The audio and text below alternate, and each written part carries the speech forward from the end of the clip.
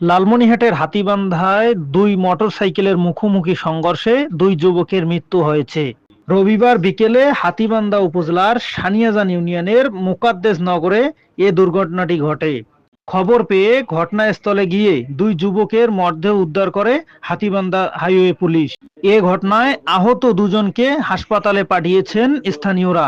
নিহত সায়েম ও সবুজ নামের ওই দুই যুবকের পরিচয় জানা গেলেও তাদের বাসস্থানের ঠিকানা নিশ্চিত হতে পারেনি হাইওয়ে পুলিশ।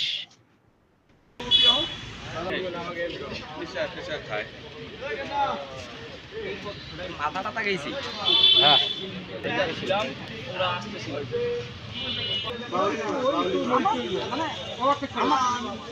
আমার বছর আছে ওরা ভাই আমি ভাই আমাকে মানে মানুষ